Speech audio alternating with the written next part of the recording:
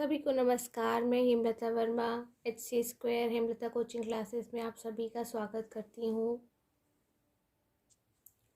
Last class में हम सभी ने स्फेरिकल मिरर्स से जुड़ी हुई सभी इम्पोर्टेंट डेफिनेशंस को पढ़ा था और आज हम कुछ लॉज पढ़ेंगे जो हमें स्फेरिकल मिरर्स पर जो इमेजेस बनाई जाती हैं उसे बनाने में हेल्प करते हैं। Laws of making images formed by spherical mirrors using ray diagrams। किरण आरेखों का उपयोग करके गोलीय दर्पणों से बनने वाले प्रतिबिंबों को खींचने के कुछ नियम। पहले मैं यहाँ डायग्राम बना करके आपको शो करती हूँ, उसके बाद में हम डेफिनेशन पढ़ेंगे कि ये कैसे बनी है। यहाँ मैंने ये कॉनकेव मिरर और यहाँ मैंने ये कॉन्वेक्स मिरर को बना लिया है और अब मैं आपको बताऊंगी जो फर्स्ट रूल है किसी भी स्फेरिकल मिरर से कैसे इमेजेस बनती हैं और हमें कैसे चीज़ें दिखाई देती हैं उसमें से वो मैं आपको बताऊंगी। जैसे मान लिया ये हमारी एक इंसिडेंट रे है जो कैसी है, जो कि प्रिंसिपल एक्सिस के पैरेलल है, यानी कि ये हमारा मुख्य अक्ष है और ये हमारी आपतित किरण है जो दोनों एक दूसरे से समांतर हैं। समांतर का मतलब है हम कहीं से भी इसकी डिस्टेंस को मेजर कर लें यह इक्वल ही आएगी, कहीं से भी कम या ज़्यादा नहीं होगी। तो अगर हम किसी कॉनकेव मिरर पर एक पैरेलल लाइन खींचते हैं एज अ इंसिडेंट रे तो वह हमेशा कहाँ जाएगी। अब सबसे पहले यहाँ पॉइंट्स बनाते हैं। ये है हमारा P यानी कि पोल ध्रुव, ये है हमारा फोकस और ये है हमारा सेंटर ऑफ कर्वेचर यानी कि वक्रता केंद्र। तो कोई भी अगर इंसिडेंट रे या आपतित किरण मुख्य अक्ष या प्रिंसिपल एक्सिस के पैरेलल जाती है या समांतर जाती है तो वह हमेशा रिफ्लेक्ट होकर फोकस से जाती है। कहाँ से जाती है? वह हमेशा ही फोकस से होकर ही जाती है। अगर ये इंसिडेंट रे है, हम इसे I से लिख रहे हैं, तो ये क्या है? R है, यानी कि ये परावर्तित किरण है। और ये हमारा कॉन्वेक्स मिरर है यानी कि उत्तल दर्पण है। अब यहाँ पर भी हमारा पोल P यानी कि ध्रुव, ये है हमारा फोकस और ये है हमारा सेंटर ऑफ कर्वेचर यानी कि वक्रता केंद्र। ठीक, अगर अब यहाँ से कोई पैरेलल लाइन जाएगी इस एक्सिस के, प्रिंसिपल एक्सिस यानी कि मुख्य अक्ष के समानांतर में एक आपतित किरण खींचती हूँ तो वह हमेशा रिफ्लेक्ट होगी कहाँ से? फोकस से होकर जाएगी। लेकिन हमें दिख रहा है कि ये जो पोर्शन है पीछे का है, यहाँ से तो हमें कुछ दिखाई देता ही नहीं है, राइट। हमारा रिफ्लेक्ट करने का पार्ट कौन सा है? ये तो यह कहाँ जाएगी? इस तरह से बाहर निकल करके जाएगी, जो कि असल में अगर हम पीछे मिलाएंगे तो फोकस पर जाती होगी। ठीक, तो आपको अच्छे से याद रखना है कि अगर कोई भी पैरेलल लाइन, प्रिंसिपल एक्सिस के पैरेलल लाइन यानी कि मुख्य अक्ष के समांतर अगर हम कोई आपतित किरण खींचते हैं तो वह फोकस से होकर जाती है, लेकिन कॉन्वेक्स मिरर के अंदर हमें ऐसा दिखाई नहीं देता है, इसलिए वह बाहर उसी डायरेक्शन में ही लौट करके जानी होती है। तो जो हमने डायग्राम में बनाना सीखा था, हमने जो ये रे डायग्राम बनाया था यानी कि हमने किरण आरेख खींचा था, उसे ही हम पढ़ते हैं।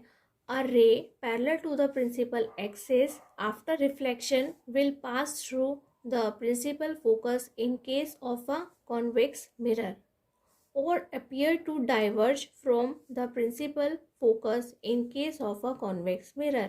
यानी कि हमने देखा था कि जब हम कॉनकेव मिरर में बना रहे थे तो हमने सिंपली देखा था कि एक पैरेलल लाइन आई पैरेलल एक्सिस प्रिंसिपल एक्सिस के, और वह रिफ्लेक्ट हो गई। कहाँ से हो गई?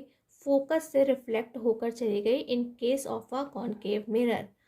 और अपीयर, ये और अपीयर करके इसलिए लिखा है कि हमने एक ही बार में दो डायग्राम्स बनाना सीखा था, एक कॉनकेव मिरर के लिए, दूसरा कॉन्वेक्स मिरर के लिए। तो अपीयर मतलब जो चीज़ हमें रियलिटी में दिखाई नहीं देती है, यानी कि जिसका भी जो इमेज है वह पीछे की तरफ बन रही होती है, जो वह क्या होती है, वह अपीयर, यानी कि हिंदी में हमने से बताया था आभासी। जैसे कि हमने प्लेन मिरर में भी पढ़ा था कि जो इमेजेस होती हैं वह कहाँ बनती हैं, पीछे की, मिरर के पीछे बनती हैं। तो इसमें भी इमेज कहाँ बन रही है, मिरर के पीछे बन रही है, लेकिन यह क्या कर रही है, appear to diverge from the principal focus in case of a convex mirror. यानी कि कॉन्वेक्स मिरर में वह बनती तो पीछे की तरफ है और लेकिन हम उसे बाहर की तरफ इस तरह से बना हुआ दिखाते हैं। दर्पण के मुख्य फोकस के समांतर चलने वाली किरण परावर्तन के पश्चात यानी कि रिफ्लेक्शन के बाद मुख्य फोकस में से या तो होकर जाती है, यानी कि डेफिनेटली होकर जाती है, कब, जब वह अवतल दर्पण में हम देखते हैं, या मुख्य फोकस से आती हुई प्रतीत होती है, राइट। जब हम उत्तल दर्पण में देखते हैं कि वह रियलिटी में तो कहाँ थी, पीछे जानी थी फोकस पर, लेकिन हमें कहाँ लगता है कि वह मुख्य फोकस से चल कर के उल्टा आ रही है ना। हमें ऐसा लगता है कि वो वहाँ से चल कर के आ रही है। उसे ही हम इंग्लिश में कहेंगे appear to diverge from the principal focus, यानी कि हमें लगता है वहाँ से चल कर के आ रही है। सेकंड रोल है, सपोज कीजिए जो हमारी इंसिडेंट रे है वह कहाँ से जा रही है, वह सेंटर ऑफ कर्वेचर से जा रही है। फर्स्ट जो हमने ऊपर देखी थी वह कैसी थी, पैरेलल टू प्रिंसिपल एक्सिस, यानी कि वह मुख्य अक्ष के समानांतर चलकर जा रही थी, ठीक। और अब जो है वह सेंटर ऑफ कर्वेचर, ये हमारा पोल पी यानी कि ध्रुव है, ये हमारा फोकस एफ है, और ये हमारा सी सेंटर ऑफ कर्वेचर यानी कि वक्रता केंद्र है। अगर इंसिडेंट रे इसी पॉइंट से होकर के, जहाँ पर हमारा वक्रता केंद्र या फिर सेंटर ऑफ कर्वेचर है, वहीं से चलकर जा रही है, समथिंग लाइक दिस, थोड़ा सा हट गया, इस तरह से चलकर जा रही है, ठीक। तब क्या होगा, तब यह वापस से लौट करके इसी रास्ते से, ये जैसे चलकर आई थी उसी पाथ से, सेम रास्ते से वापस लौट करके चली जाती है। ऐसा क्यों होता है, आपको याद होगा जब हमने बताया था आपको कि जब हम किसी स्फेरिकल मिरर के अंदर क्या बनाते हैं, हम एक टेंजेंट बनाते हैं इस तरह से, तो कहाँ पर होता है, जहाँ पर 90 डिग्री का एंगल बन रहा होता है। और ये 90 डिग्री का एंगल कहाँ बन रहा होता है, उस जो भी आपका स्फीयर होगा वहाँ पर जो सेंटर होगा उससे वह बनता है। यानी कि जो भी उसका सेंटर होगा, इसी तरह से जिस स्फीयर से हमने स्फेरिकल मिरर को बनाया है यह उसका सेंटर है। यानी कि ये है हमारा नॉर्मल। अगर हम प्लेन मिरर की बात करें तो इस तरह से सिचुएशन में क्या होता है, हमारा नॉर्मल होता है, नॉर्मल यानी कि अभिलंब। तो यह अभिलंब के रास्ते ही जा रही है और उसी के रास्ते लौट कर आ रही है।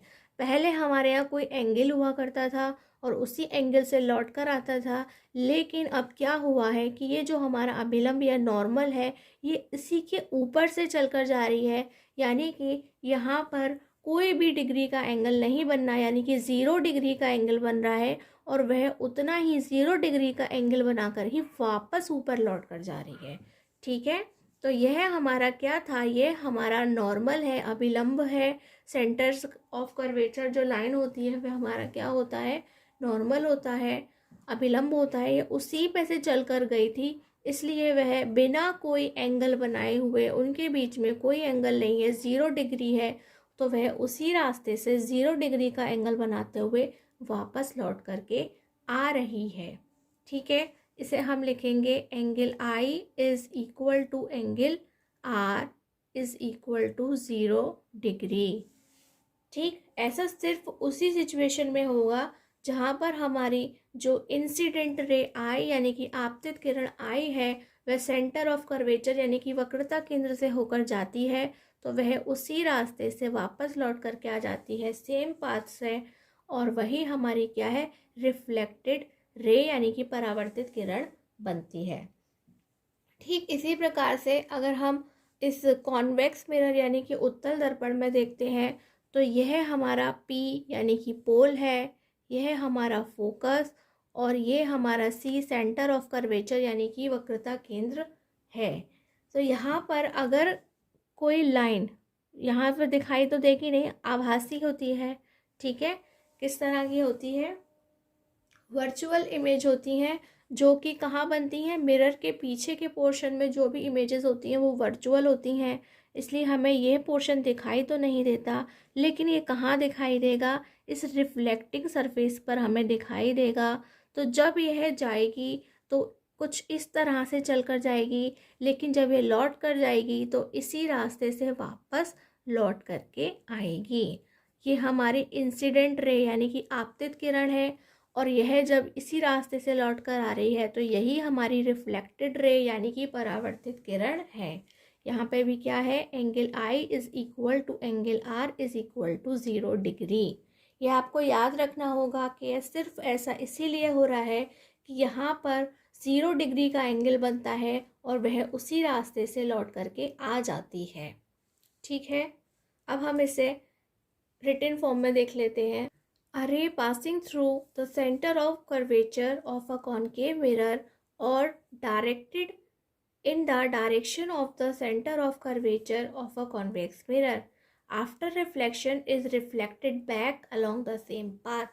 It means हमने देखा था कि जब हमने एक रे को हमने कहाँ से लिया था? सेंटर ऑफ कर्वेचर के पॉइंट से लिया था, तब हमें क्या देखा कि जो कॉन्केव मिरर था उसमें तो हमें क्या हुआ था? उसी से पास हो रही थी, और जो कॉन्वेक्स मिरर था उसमें हमें कैसे दिख रहा था?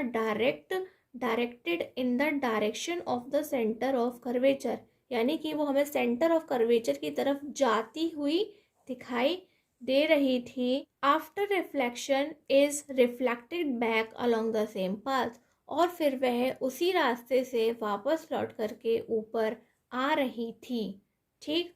हिंदी में हम देखेंगे, वक्रता केंद्र से होकर जाने वाली अवतल दर्पण में या वक्रता केंद्र की ओर जाने वाली उत्तल दर्पण में किरण परावर्तन के पश्चात अपने ही मार्ग पर वापस लौट जाती है, क्योंकि किरण दर्पण पर अभिलंबवत गिरती है।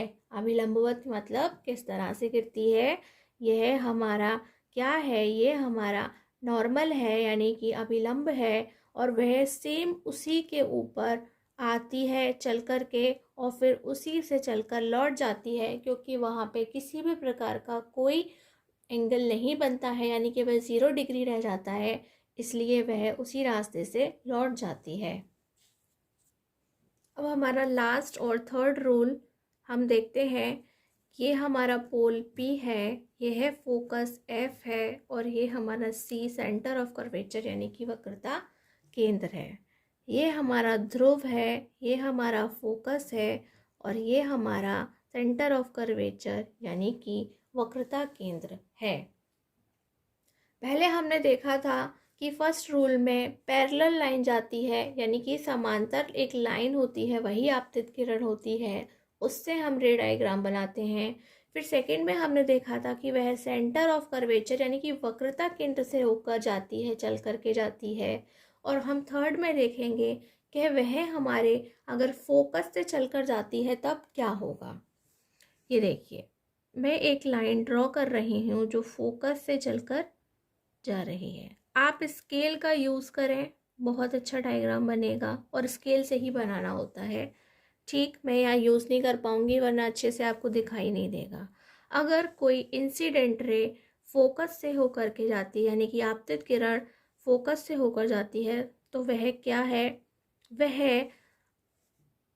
वापस एक पैरेलल फॉर्म में रिफ्लेक्ट होकर के आती है। ये हमारी रिफ्लेक्टेड रे यानी कि परावर्तित किरण है, और यह लौटकर हमारे मुख्य अक्ष यानी कि प्रिंसिपल एक्सिस के पैरेलल यानी कि समांतर चलकर आ रही है। यह बिल्कुल जो हमारा फर्स्ट वाला रूल था उसका उल्टा है। उसमें हमने एक पैरेलल आपतित किरण ली थी, यानी कि इंसिडेंट रे ली थी, और वह फोकस से होकर के जा रही थी। यहाँ पर लाइन फोकस से होकर के जा रही है और रिफ्लेक्ट होकर कैसी हो जा रही है? पैरेलल हो जा रही है, यानी कि समांतर लौट करके आ रही है। ठीक, इसी तरह से हम यहाँ पर देखेंगे कि एक लाइन फोकस से निकल रही है। ठीक है, फोकस से एक लाइन निकल रही है, तो ये बाहर जाके किधर जाएगी, समथिंग इधर। ठीक, ये हमारी हो गई आई। और जब ये रिफ्लेक्ट होगी तो क्या होगी, वह प्रिंसिपल एक्सिस के पैरेलल होगी, यानी कि मुख्य अक्ष के समानांतर होगी, यानी कि कुछ इस तरह से समानांतर बनेगी और उसे हम आर कहेंगे, यानी कि रिफ्लेक्टेड रे, परावर्तित किरण कहेंगे। तो अब आपने तीनों के तीनों जो रूल्स हैं उनको रे डायग्राम पर बनाना, यानी कि किरण आरेख बनाना सीख लिया है। और अब हमें जितने भी स्फेरिकल मिरर्स के इमेजेस बनाने हैं, यह तीनों ही जो रूल्स हैं वह आपको बहुत ज़्यादा हेल्प करेंगे। A ray passing through the principal focus of a concave mirror or a ray which is directed towards the principal focus of a convex after reflection will emerge parallel to the principal axis। यानी कि हमने देखा था कि जो हमारी incident ray, यानी कि एक रे थी जो पास हो रही थी, जा रही थी कहाँ से, वह प्रिंसिपल फोकस से चलकर जा रही थी कहाँ पर, कॉनकेव मिरर में। जबकि हमें कॉन्वेक्स मिरर में कैसे लग रहा था, a ray which is directed towards the principal focus, यानी कि प्रिंसिपल फोकस से निकलती हुई जा रही थी, जो मिरर के यहाँ भी थी और वहाँ भी, दोनों पोर्शन में थी। आफ्टर रिफ्लेक्शन, और वो रिफ्लेक्ट होने के बाद, will emerge parallel to the principal axis, और वे वहीं से ज्वाइन करती हुई एक पैरेलल लाइन को बना लेती है, जो प्रिंसिपल एक्सिस के कैसी होती है, मुख्य अक्ष के समानांतर होती है। मुख्य फोकस से होकर चलने वाली अवतल दर्पण में, यानी कि हमेशा आपको लगेगा जो चलकर जा रही है वो अवतल में लगेगा, और जो लगेगा निकल कर आ रही है वह हमेशा उत्तल में लगेगा। या मुख्य फोकस की ओर जाने वाली किरण दर्पण से परावर्तित होकर मुख्य अक्ष के समानांतर हो जाती है। यही वे तीन रूल्स हैं, थ्री लॉज हैं, रूल्स हैं, या रे डायग्राम्स हैं, जिनकी आपको अच्छे से प्रैक्टिस करनी है। बहुत इजी है, कोई मेहनत नहीं करनी है, और आप आसानी से इन्हें बनाना सीख जाएंगे। और अगर आप ये बनाना सीख जाते हैं, फिर आप स्फेरिकल मिरर्स में जितने भी रे डायग्राम्स बनाए जाते हैं, हमारा जो भी ऑब्जेक्ट होता है, हम उसे अलग अलग डिस्टेंस पर रख रख करके देखते हैं कि उसकी इमेज कैसी बनेगी, वह छोटी होगी या बड़ी होगी, सीधी होगी या उल्टी होगी। ठीक है, और वर्चुअल होगी या रियल होगी, वह सब कुछ हमें देख सकते हैं। लेकिन उसके लिए हमें ये अपने तीन रूल्स को बहुत अच्छे से करना आना चाहिए। और अब बात करते हैं, जो लास्ट क्लास में हमने एक क्वेश्चन पूछा था और उनके जो विनर्स हैं उनका हम नाम बताते हैं। हमने अपनी लास्ट क्लास में आपसे क्वेश्चन पूछा था, if radius of curvature of a concave mirror is 24 centimetre, what is it's focal length. यदि एक अवतल दर्पण की वक्रता त्रिज्या 24 सेंटीमीटर है, तब उसकी फोकस दूरी ज्ञात कीजिए। तो इसका आंसर है 12 सेंटीमीटर। और सही जवाब देने वाले जो विनर्स हैं वह हैं निशा, प्रगति, ललित एंड यशी। आप इसी तरह से हमारे पूछे गए क्वेश्चंस का रिप्लाई करते रहिए और पढ़ते रहिए, जिससे आपके रिप्लाई से हमें पता चलेगा कि आप कितना मन लगा करके पढ़ रहे हैं और कितना कॉन्सेप्ट आपको समझ में आ रहा है। आज की क्लास में बस इतना ही। नमस्कार, धन्यवाद।